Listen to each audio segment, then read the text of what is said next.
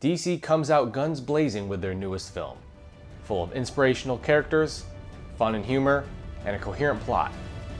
Wait, this was a DC film? Hey everybody, Alex here for Nerdy Inc., coming at you with a review of Wonder Woman. Director Patty Jenkins gives us the first female superhero solo film of the modern age. And while it isn't groundbreaking from a storytelling or visual effects standpoint, it's certainly the Wonder Woman film that fans want. I should say right off the bat, I didn't love this film, and that's not the movie's fault. My personal tastes tend to steer more towards street-level heroes and smaller-scale drama. Daredevil and Spider-Man are my two favorite superheroes because I can relate to a lot of their everyday struggles. Watching literal gods square off can be entertaining, but I don't relate to it in the same emotional way. So it's certainly no fault of the film for being so grandiose.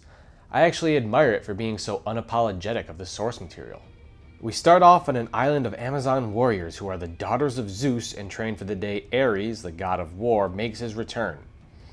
It's pretty heavy stuff. The film follows a pretty standard "this child has a greater destiny" formula for the entire first act, giving us a training montage, heady backstory, and half a dozen character introductions right off the bat. The film handles these elements deftly, something the last two DC films failed to even do. Like I said, it's pretty formulaic up until Diana enters the fray of the First World War. From that point on, the film really takes off.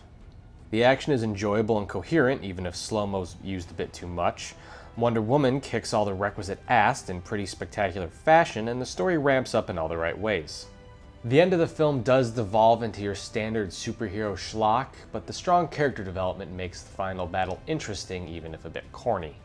Character development is of particular importance here. Diana and Steve are fleshed out incredibly well, making the payoffs at the end of the film effective. Sure, the villain is a little underdeveloped, but that tends to be the case with both Marvel and DC movies alike. Though the story arcs aren't exactly groundbreaking, they're exactly what they should be in a superhero origin story like this. As far as superhero origins go, the obvious comparison here is with Captain America: The First Avenger. They're both World War era period pieces with a fish-out-of-water protagonist going after larger-than-life villains.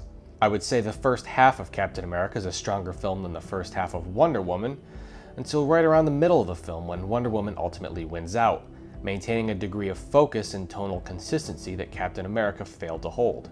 Depending on your tastes, that could mean a lot or a little for your enjoyment of this film. Wonder Woman is ultimately the win that DC needed and the win that fans deserved. While not earth-shatteringly original, it's a strong and worthy film for a character who's gotten the short end of the stick too many times. Sad though it is that a female-led movie is considered a risk, Wonder Woman proves that all you need to make a good movie is talent in front of and behind the camera. Develop a strong character, write an engaging story, and make it fun for the audience. It's not rocket science. And those are our thoughts on Wonder Woman. Do you have thoughts of your own? Let us know in the comments down below. And as always, for more games, comics, movies, and more, keep it right here on Nerdy Inc.